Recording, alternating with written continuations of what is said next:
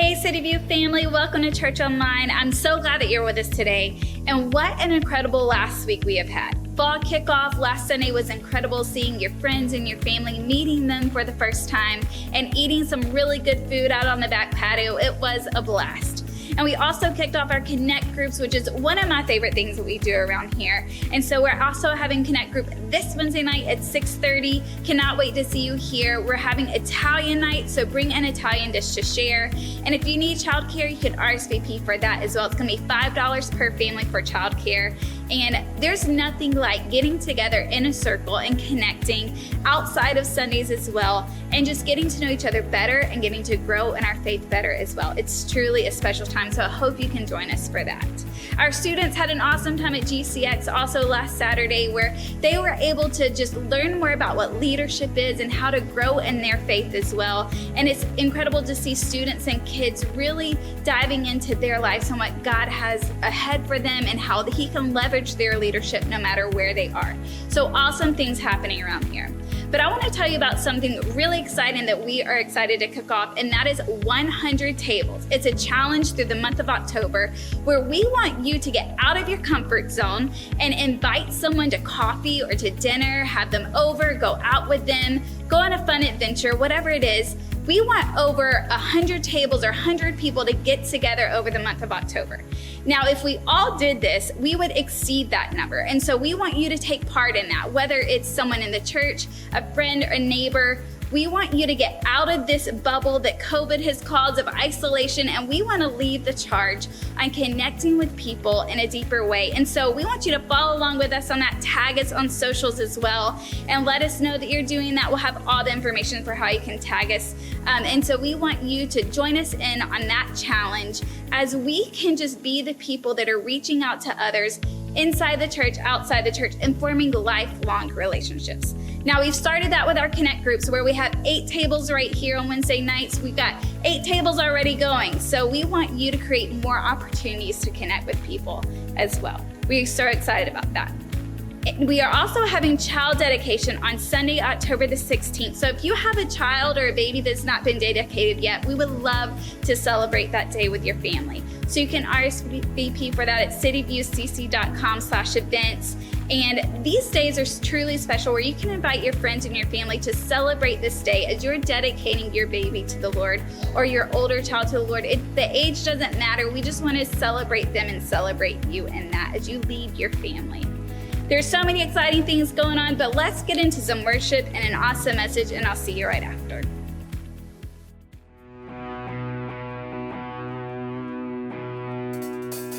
Do you see what I see? Do you see what I see? I see lightning, I hear thunder, something stirring 6 feet under. Death is coming back to life again. I believe there's about to be another resurrection.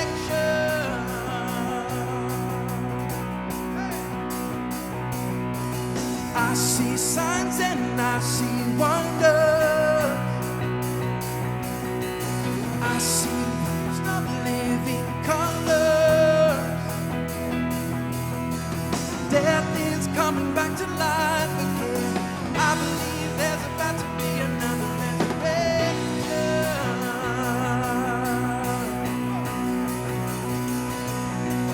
Come alive, wake up, sleeper. He is risen, 'cause we are risen with Him.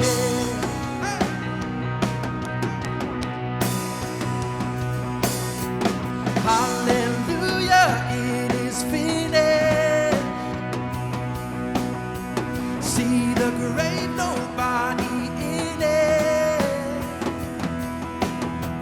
Death is coming back to life again. I believe there's about to be another resurrection.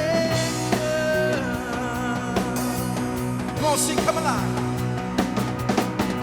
Come alive, wake up, sleeper. He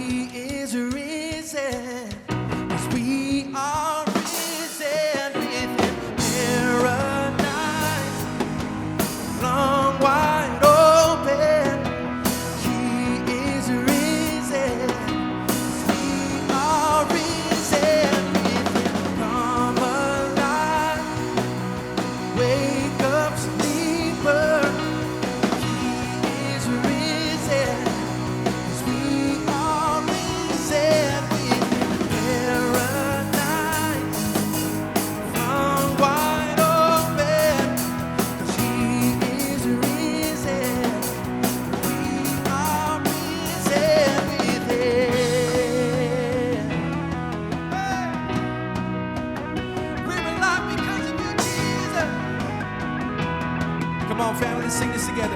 If you see what I see. If you see what I see, that the grave is empty, then you know what I know. Anything is possible. If you see what I see, that the grave is empty, then you know what I know. Anything is possible. Do you see what I see? Do you see what I see? Do you see it? Do you see what I see? I see signs and I see wonder. Do you see what I see? I see lightning, I hear thunder. Do you see what I see? Something stirring 6 feet under. So come alive, sing it out. Wake up, sleeper. He is risen, 'cause we are risen with him. Paradise flung wide open. He is risen, 'cause we are risen with him. Thank you, Lord. Thank you, Jesus.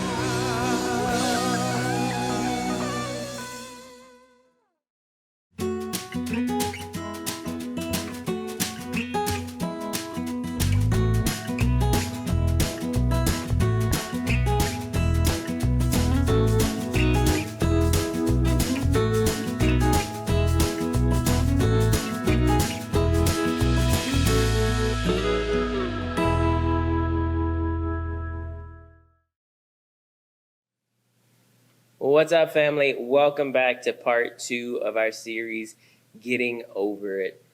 And last week, we tackled the big topic of anxiety and fear.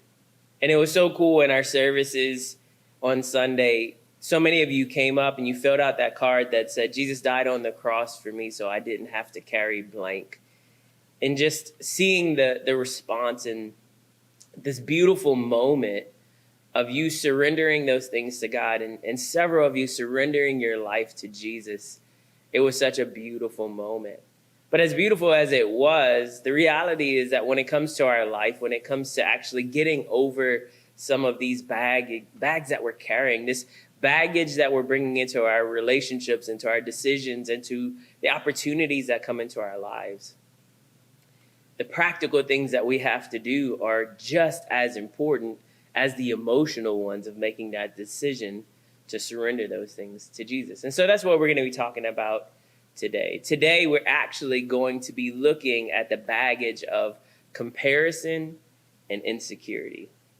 Two things, two bags, two suitcases that we carry around with us on a normal basis. And the reality is that this time of year, we see comparison stronger than maybe any other time of year outside of like Christmas or summer vacations or things like that. And the reason is football. Like, believe it or not, football plays this massive role. And even if you're not a sports person, when you look at the ratings on TV, football is this overwhelmingly watched event that happens throughout the week, in the weekends, and it is something that dominates our country for the next several months.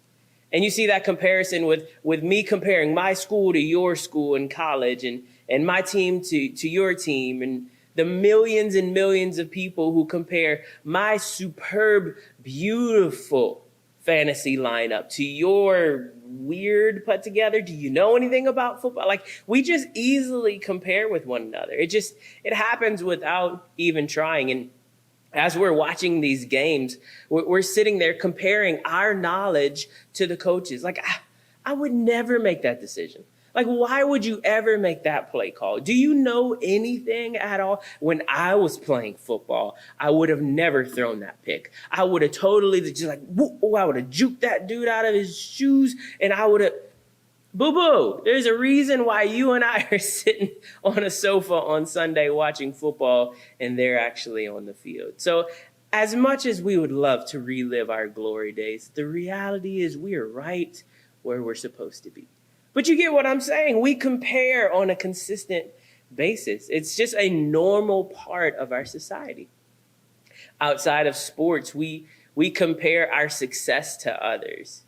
We compare our progress to others. I don't know about you, but I look around and I see these 30-year-olds that travel more than any generation I've ever seen in my life. It's like either you live in your car or you're selling something illegal. Either way, I'm in, because you're in Greece every 3 weeks. I don't understand how you do it. You're 29. How are you affording to do this? Right? Or maybe you're comparing your progress to that 55-year-old who's already retired, and it's like, how did you do that? How are you already there? I think I've got another 10 years before I could ever retire. Maybe for some of you, you're comparing yourself to that 70-year-old. I don't know about your gym, but I got some pretty ripped 70-year-olds in the gym. I'm like, what am I doing wrong here, right? Like, what's going on? This is impressive. The reality is that it slips into our lives on a constant basis. This comparison to one another, this comparison to success, this comparison to progress, this comparison to achievement, comparison to what could be and what should be and one day we hope will be. But for me, the place that comparison rears its ugly head the most is actually in a really odd place. It's food. Like I've told you guys this, like I grew up in a restaurant family. We're foodies. Like food is a massive deal to us. And so I had a friend of mine who we were talking about some food places here in town. And since Lauren and I moved here, we're always on the look for new restaurants and trying new places. And he actually grew up here and hasn't been to a ton of places because they just kind of stayed in the same area. And I remember I was telling him when we moved here, we met this authentic Italian family that has several restaurants around the city and throughout San Diego County. And we just love this place. And then we're just going on and on. It's authentic. It's real. The male like waiters are flirting with the women. They won't even talk to the dudes. And it's just like, it's an amazing atmosphere. It's so cool. And so I was asking him, hey, have you been to Buena Ferchata? Have you been to this place? It's so good. And he was like, no, but I've been to like Filippi's. Have you been to Filippi's? And without meaning to, my like facial expression changed and I looked at him crazy and I was like, the Pizza Grotto? Filippi's Pizza Grotto? And I had to apologize because I was like, I'm sorry. That was rude. That's not what I was trying to do. I'm sure it's great, but listen, we can't compare Roman-style pizza and gelato that's made with cream from the rolling hills of Florence to a place called the Pizza Grotto. We can't do this. Where are we going? What's happening to society? And it's this weird thing that like the one area of my life that I compare, it's like, it's food. But the truth is that whether we realize it or not, the fastest way to kill something special is to compare it to something else. So wherever comparison in your life shows up, understand that the moment that you compare something that is supposed to be special to you to something else, you kill the value that it actually has in your life. For many of you, it's very easy for you to compare your relationships. And you're thinking, well, that couple doesn't fight and we're always fighting. I mean, she helps him with taking out the trash and all I have to hear about is how I never do it. And he actually helps with laundry and you don't even know how to turn the laundry machine on. Like this comparison to one another happens. And they go on date nights on a regular basis. We haven't been on a date since 1993. Right? I think Jurassic Park came out and we went and saw it in the movie theaters. And that's literally the last time we've gone on a date. Like right, when you start to compare your relationship to one another and to other people in your life, all of a sudden, something that was supposed to be special and meaningful is robbed and it's killed, and it starts to lose its value. But comparison is so natural for us. Before we realize it, what's happening is we're building up resentment, we're building up frustration, we're starting to have these uncommunicated expectations, and before long, it begins to breed insecurity in our lives. That's why it's so dangerous for us to compare our relationships, because comparison leads us to this place where we begin to lose touch with what's actually happening in our lives, and we lose sight of the blessings that God has for us, and we lose the ability to actually be grateful for what we have. We lose gratitude because we're so caught up in what could have been and what should have been and where it should be by now. And that comparison begins to rob us of the beauty of the blessings in our lives that God has given us. I love how an author that I read fairly often, he said it this way: comparison robs us twice. First, it robs us of the joy in the moment, but then it also robs us of the joy in our future. And the point is that when we're in this comparison trap, when we're in this comparison mode, in this mindset in our life, when we're carrying this baggage of comparison, what happens is that we're robbed of our joy in the moment. Because the only thing that we can see, the only thing that we can focus on is what should be. We highlight what we don't have. We elevate what could have been and what should have been, and how it's so far from that right now, and that comparison robs us of joy in the moment. But the scary part about comparison is that even if you push through that comparison in the moment and somehow you arrive at that goal that you've been trying to achieve, you arrive at that moment where you're actually crossing the finish line of something you hope would happen, because comparison has been a steady companion with you as you're going through it. When you get there, you're robbed of the joy that was in the future, because you're thinking to yourself, well, why did it take us so long to get here? Why did it take all of this for us to get here? Like, it should have been way easier. It should have been way faster. Or maybe you get to that point and you're like, is this it? Like, I've been hoping to get to this point in my life, and this is all that's there. Maybe I should have dreamed bigger. Maybe I should have had a bigger goal. Maybe I should have had a bigger aspiration for my life, or for this season of my life. And you're robbed of the joy. And understand what your consistent companion is when you live in comparison. It's discontentment. It's the inability for you to actually have joy. We're going through the fruits of the Spirit with our girls and our family, like devotion time. And we're talking about joy. Joy isn't just happiness. Like, happiness is a feeling that comes and goes in a moment. But joy is that consistent foundational way of us of holding on to hope and holding on to peace and holding on to the gratitude of what we have. And when we live with comparison, when we carry comparison with us throughout our life journey, it's impossible for us to actually have the joy that is promised to us in a relationship with Jesus. We get stuck in this mindset. And the reality is, this actually happened from the very beginning of time. When you look at the very first brothers who were ever on the planet, Adam and Eve's children, and Cain and Abel, we see comparison rear its head immediately, and we see how much of an impact it actually had. In Genesis chapter 4, starting in verse 3, it says, when it was time for the harvest, Cain presented some of his crops as a gift to the Lord. Abel also brought a gift, the best portion of the firstborn lambs from his flock. The Lord accepted Abel and his gift, but he did not accept Cain and his gift.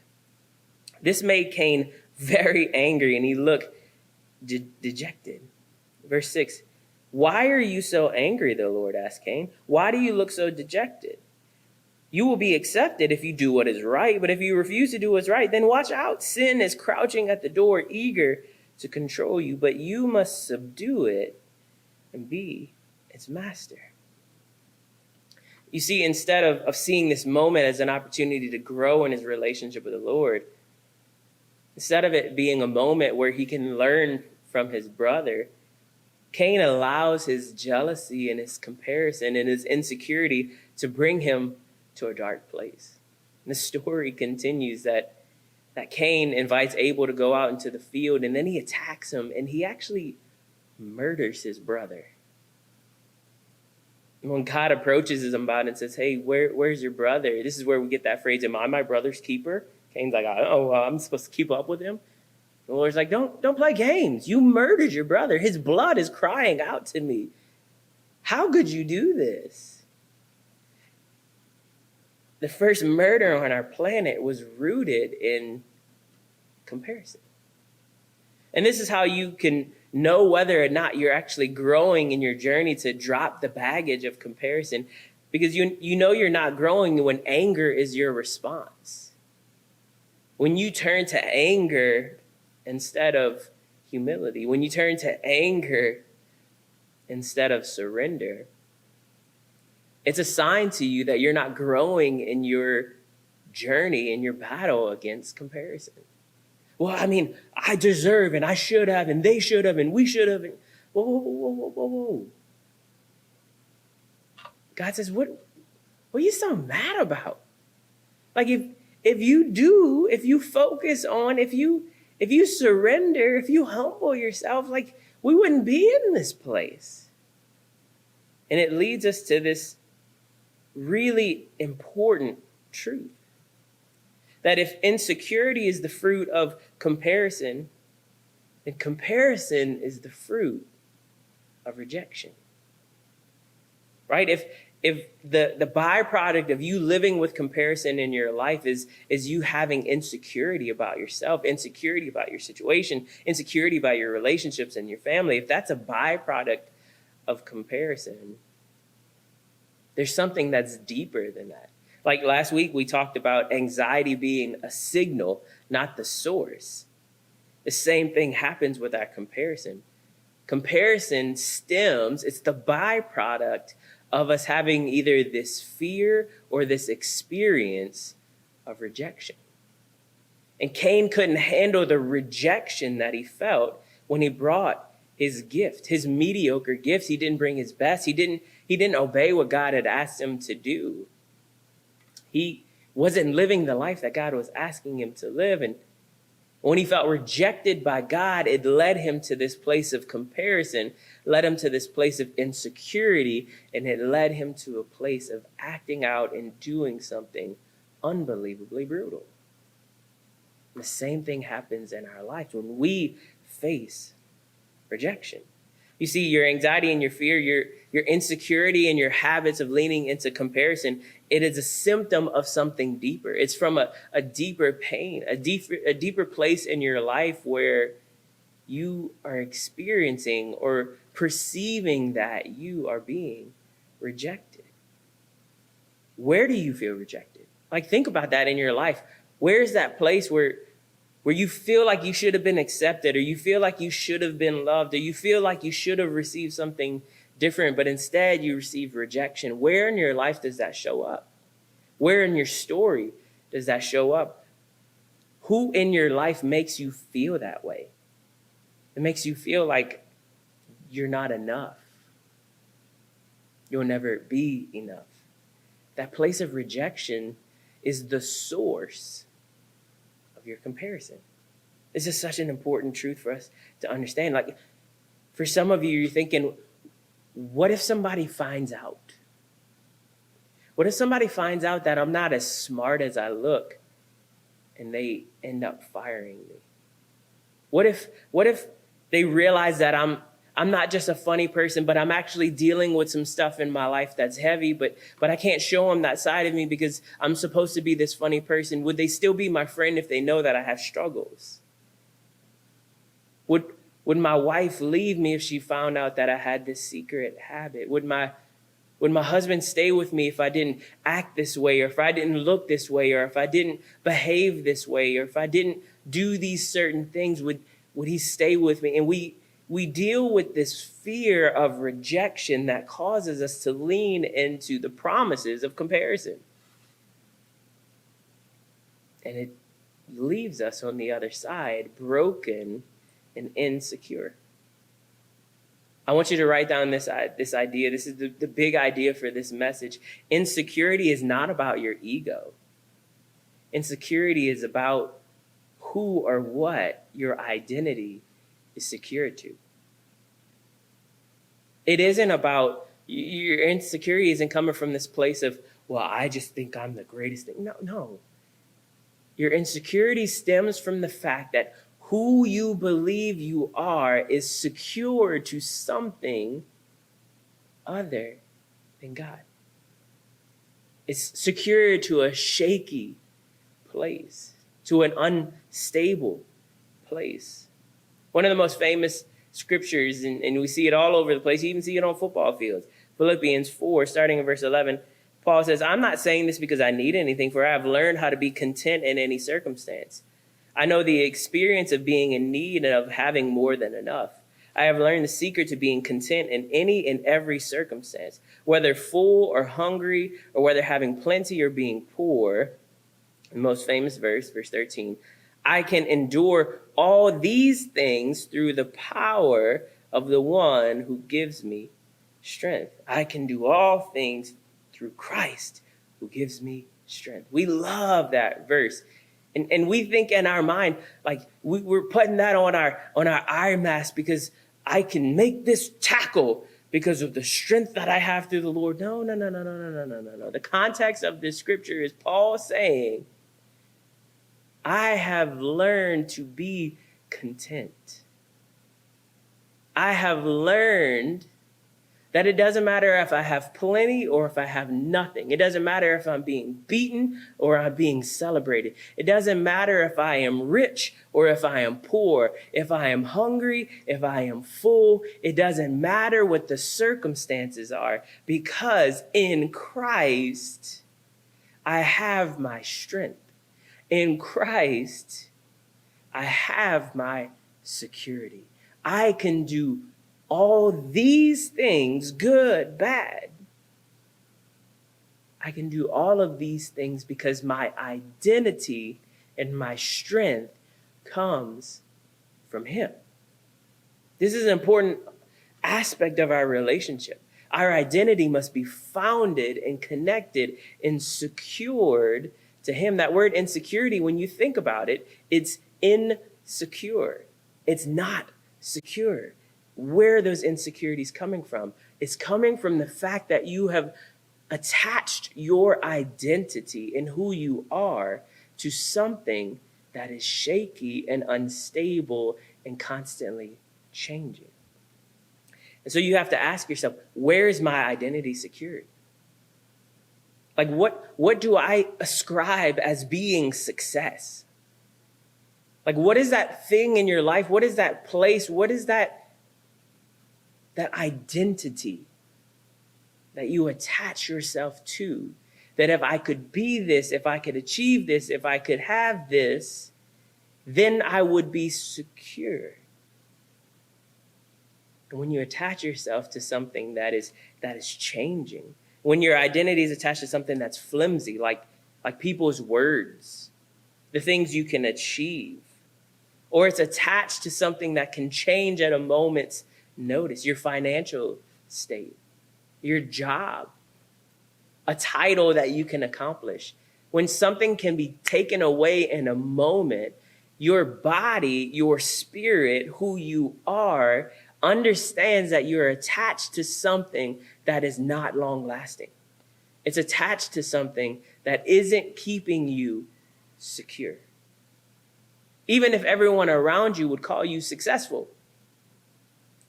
your subconscious deep within you knows, hey, we're attaching ourselves to something that really in the long run, we can't count on.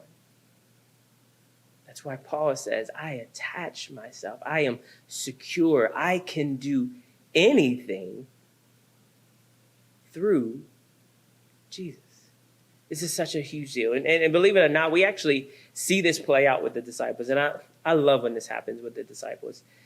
You see, there were several rivalries that began in these early disciples. These are just a ragtag bunch of dudes. Like we put so much emphasis on them, but the truth is they were just regular dudes. And they started to compare with each other. And we see in the book of John a couple moments where Peter and John are having a healthy comparison with each other.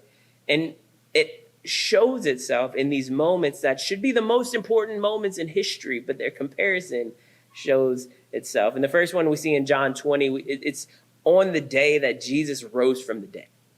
Like, literally the greatest day in all the history of humanity. This is when they choose to compare with each other. Check this out in John chapter 20. Early on Sunday morning, while it was still dark, Mary Magdalene came to the tomb and found that the stone had been rolled away from the entrance. She ran and she found Simon Peter and the other disciple, the one whom Jesus loved. John always referred to himself as that. The one whom Jesus loved, just so you know. She said, "They have taken the Lord's body out of the tomb, and we don't know where they have put him." Peter and the other disciple started out for the tomb. They were both running, but the other disciple outran Peter and reached the tomb first. Could you just imagine, just for a moment? This is going to go down in the history of the planet. The Bible is the most popular, most sold book in the history of the world. And John goes, "I beat you in a foot race. I just want you to remember that, Peter." He's up in heaven being like, that made it into the Bible. They were both running, but the other disciple outran Peter and reached the tomb first. He stooped and he looked in. He saw the linen wrappings lying there, but he didn't go in. Then Simon Peter arrived and went inside, and he also noticed the linen wrappings lying there, while the cloth that had covered Jesus' head was folded up and lying apart from the other wrappings. And the disciple who had reached the tomb first, just like, I beat you, he also went in, and he saw and believed. I can just imagine John smirking as he's writing these words, and this is going into the Bible. It's just, this is the most important moment in human history. And so they meet up with Jesus. They get reconnected with him. Jesus died on the cross. He's risen from the dead. Like he's done what he said. It's obvious that he is the Messiah. And look in the next chapter what happens. John 21. Peter turned around and he saw behind him the disciple that Jesus loved. It's like talking about yourself in the third person. I don't know why John keeps doing this. The one who had leaned over to Jesus during supper and asked, "Lord, who will betray you?" And Peter asked Jesus, "What about him? What about him, Lord?" And Jesus replied, "If I want him to remain alive until I return, what is that to you? As for you, Peter, follow me." Peter, you just denied me. There's a lot that you and I need to work through in this moment. And you worried about him? I just love Jesus' response. What is that to you? And I feel like some of us today, Jesus is saying the same thing to us. What is it to you that I gave them that opportunity? What is it to you that they have that success in their life? What is it to you that they have that house? What is it to you that they have that opportunity? Has somewhere along the way, have I abandoned you and I have left you empty-handed? Have I left you with nothing? What does their story, what does their success, what does their journey have anything to do with you? It doesn't. It doesn't. And Jesus is peering into our soul saying, why are you living with this comparison? What is it to you what I'm doing in their life when there's so much that I'm trying to do in yours?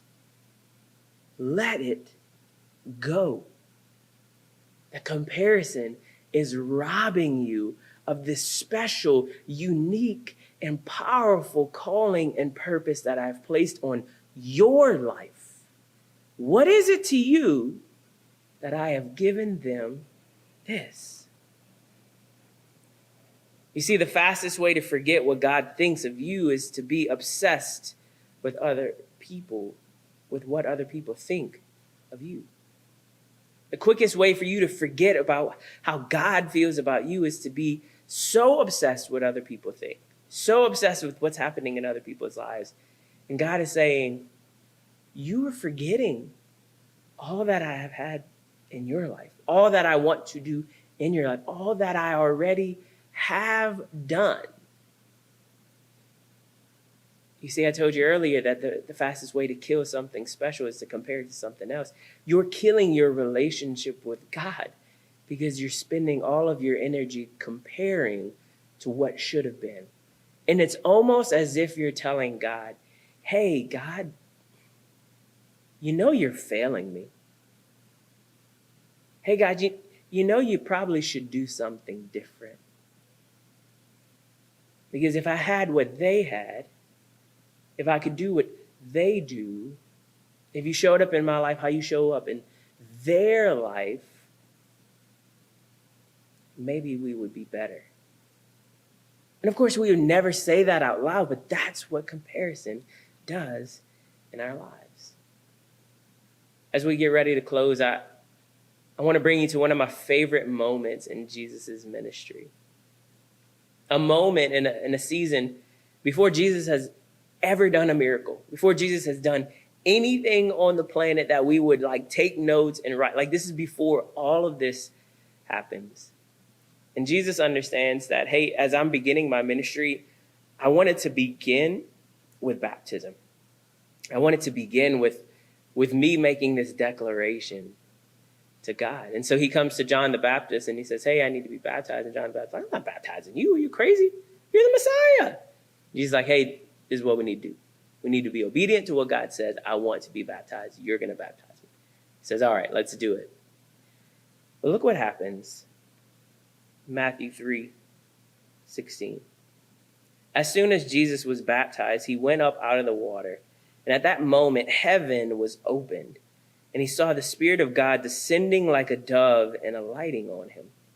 And a voice from heaven said, this is my Son, whom I love. With him I am well pleased. This is my Son. This is a sign of this adoption. He's mine. You belong to me. Whom I love, his affection, and with whom I am pleased, his affirmation. And I want you to see that these were not based on what Jesus produced. This was not based on what he achieved. This was based on who he surrendered his life to. It wasn't based on his giftings, his accomplishments, his accolades, his popularity. It wasn't based on anything except for the fact that his heart was postured in humility and obedience to his heavenly Father. And I need you to understand, family, when it comes to God, you don't have to beg him to love you. You don't have to beg him to show care and affirmation and affection. You don't have to beg him to choose you, to convince him to choose you, because guess what? He chose you before you even knew you needed him. Jesus died on the cross before you even knew you needed him to do it. And the challenge you have today when it comes to your journey with comparison and your journey with your insecurities is, will you secure your identity to the adoption, to the affection, and to the affirmation that God is offering you? You see, our struggle is because we have secured our identity to something or someone else, trying to get these things, trying to get that affirmation, trying to get that adoption, trying to get that affection that we desperately need. And we're securing our identity, and we're securing our lives, and we're securing our future to these things that we're desperately begging for them to fulfill the things that God has already fulfilled. When it comes to that idea of adoption, God has given you a place to belong. He's given you a name to carry. He's given you a family to be a part of. Will you accept that? He's given you his affection. He's given you his love. He's given you his encouragement. He's given you hope. He's offering you all of these things.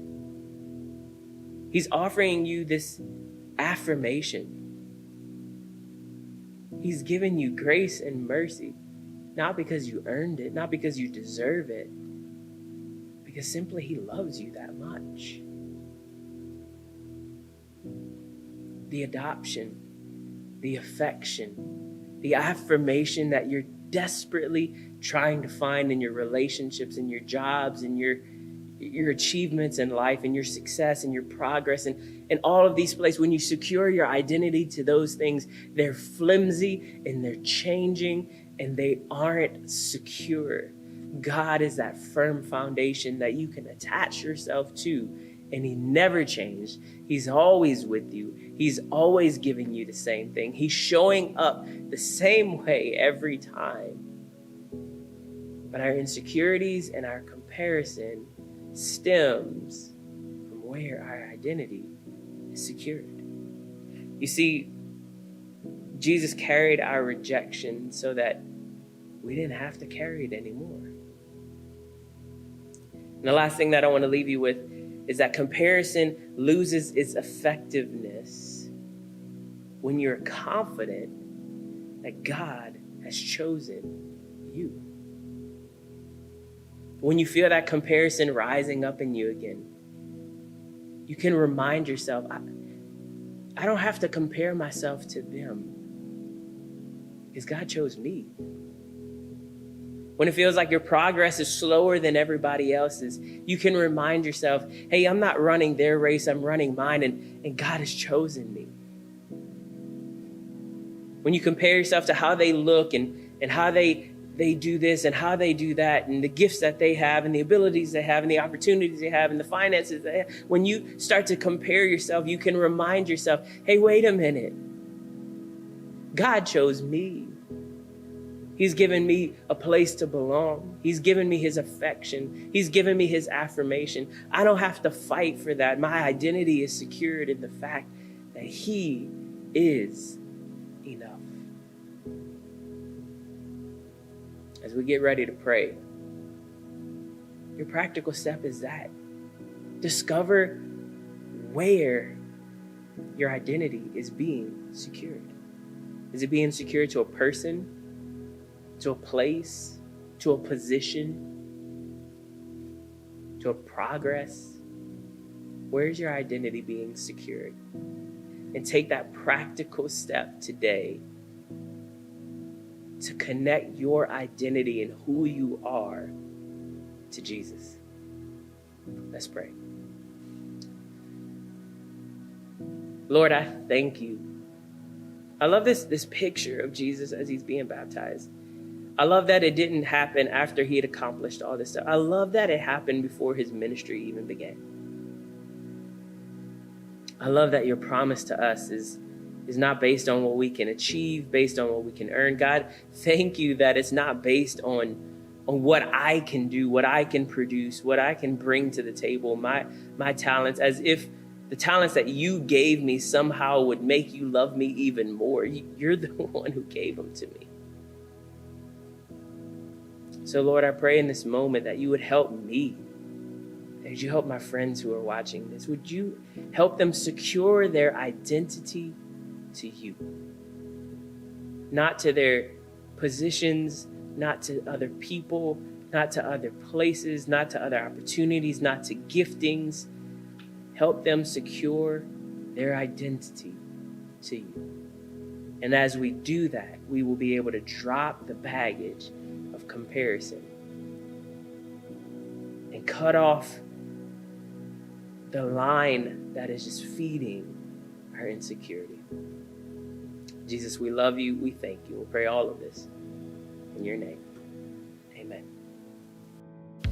I don't know about you, but I was so challenged by this message today. And transparently, comparison is something that I still struggle with so much. And I think many of us can do that. But one of the things that stood out to me is that comparison can rob us of so many things. And one of the things that can rob us of is our joy. That we compare so much in our lives of what's going on. We compare our just behind the scenes with other people's highlight reels, that it robs us of the joy in our own lives. And so I hope this week that you can look into your life and see, where are you having comparison? Is it against someone else, or what someone else has, or what you wish that you had? Whatever it is in your life, I hope that you can surrender that comparison to God and let Him bring you true joy. As always, thank you for your giving and your generosity. It's because of that we were able to do fall kickoff and feed all of your friends and family last week and have an incredible time. And so we are just hoping that you will continue to just partner with us through our giving and through your generosity. And you can set that up automatically, which is an amazing way to just not have to think about it. But we also are just so grateful for the difference that you're making through your giving. Remember that Connect Group is this Wednesday night at 6:30, Italian night. Come hang out with us here. We cannot wait to see you. And start thinking about who you're going to invite around your table, or to coffee, or whatever it is, to meet our 100 Tables Challenge. Can't wait to see you. Have a good one.